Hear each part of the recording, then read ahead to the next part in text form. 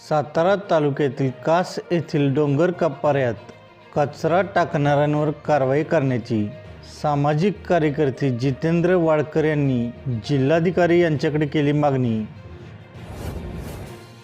सातारा शहरातील गोडवली तळ्याजवळील परिसरात पावसाळ्यात पाणी साठून होणारे नुकसान टाळण्यासाठी नगरपालिकेने उपाययोजना करावी, मुख्याधिकाऱ्यांना देण्यात आले निवेदन।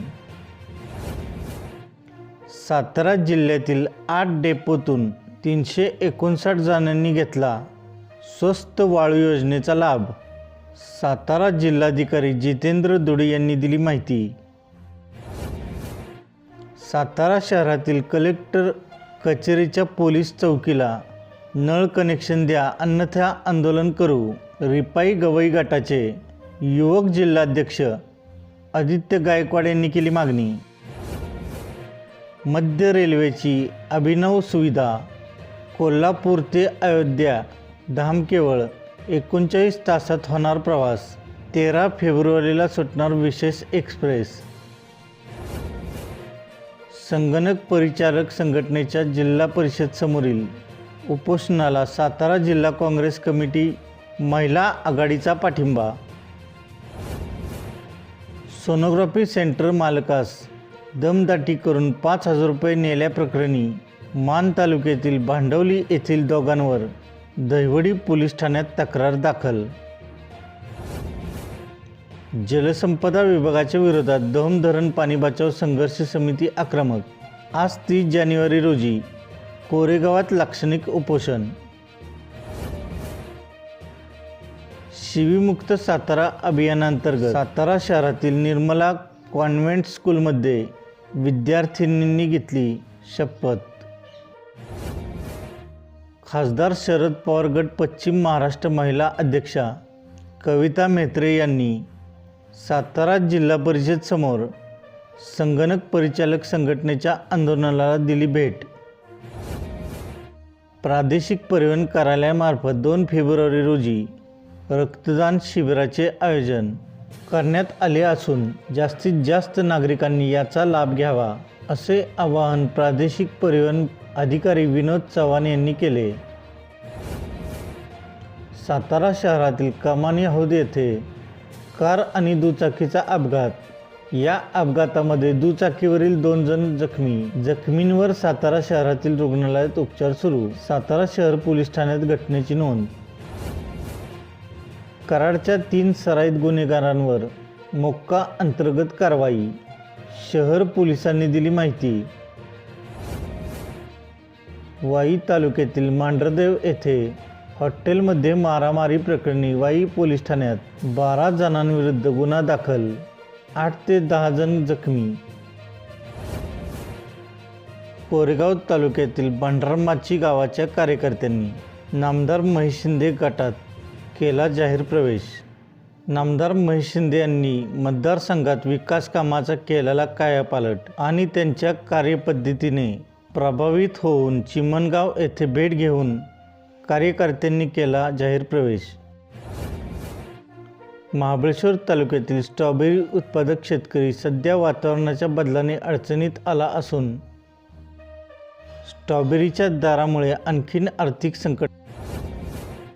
कराड येथील तहसील कार्यालय आणि शिक्षण विभागाच्या वतीने आयोजित चित्ररथ स्पर्धेमध्ये लाहोटी कन्या प्रशालेने प्रथम क्रमांक पटकावला, त्याबद्दल मान्यवरांच्या हस्ते शाळेचा गौरव करण्यात आला। या प्रसंगी खासदार श्रीनिवास पाटील, आमदार बाळासाहेब पाटील यांची प्रमुख उपस्थिती होती।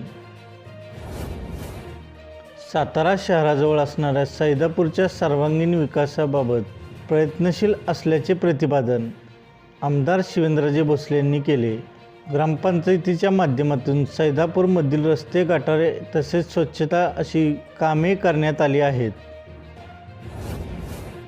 राज्यात मराठा आरक्षण आंदोलनाच्या पार्श्वभूमीवर राज्य शासनाने कुणबी नोंदणी शोधून मराठा समाजाचा सर्व्हे सुरू केला आहे।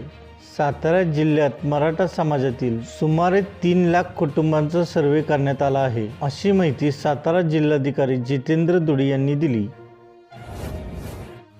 कराड तालुक्यातील उत्तर कोपर्डे येथील शिवारात ऊसतोड सुरू असतानाच अचानक 5 एकर क्षेत्रावरील ऊसाला लागली आग.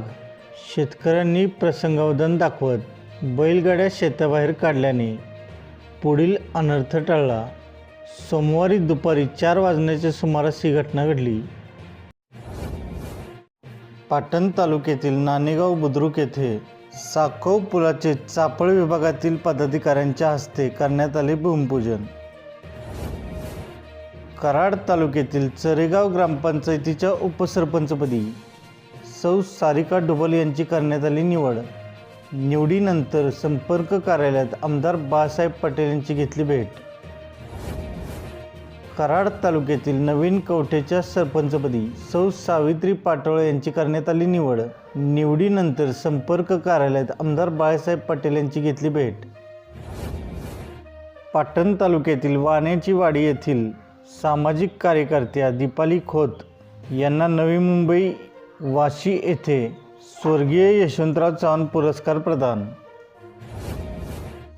जिल्हा बँक व खटाव मॅन ॲग्रोच्या वतीने खटाव तालुक्यातील वडूज येथे ऊस परिषद उत्साहात संपन्न. खटाव तालुक्यातील विखळे विकास सेवा सोसायटीचे कार्य कौतुकास्पद असल्याचे प्रतिपादन जिल्हा बँकेचे उपाध्यक्ष अनिल देसाईंनी केले. पाटण तालुक्यातील मुद्राळ कोळे येथे अचानक लागलेल्या आगीत चाऱ्याची गंज जळून खाक, शेतकऱ्यांचे हजारो रुपयांचे नुकसान. पाटण तालुक्यातील कोयना धरण परिसरात रविवारी बसला भूकंपाचा सौम्य धक्का. भूकंपाची तीव्रता 3.1 रिश्टर स्केल नोंदवण्यात आली. गॅस एजन्सी व्यावसायिकास वाई अभेपुरी येथे रामडोह आळी येथील एकाने केली मारहाण, वाई पोलीस ठाण्यात नोंद. धनगर समाजाला एसटी प्रवर्गामध्ये आरक्षण मिळावं या मागणीसाठी मान तालुक्यातील मसवड येथे उपोषण सुरू. कराड तालुक्यातील सुर्ली येथे नमो बैलगाड्या शर्यतीचे भाजप जिल्हाध्यक्ष धैर्यशील कदम यांनी केले उद्घाटन. कराड तालुक्यातील सैदापूर येथे शिवकालीन पावकेश्वर मंदिरास क वर्ग पर्यटन स्थळ दर्जा मिळाल्याबद्दल ग्रामस्थांनी मानले आमदार बाळासाहेब पटेल यांचे आभार.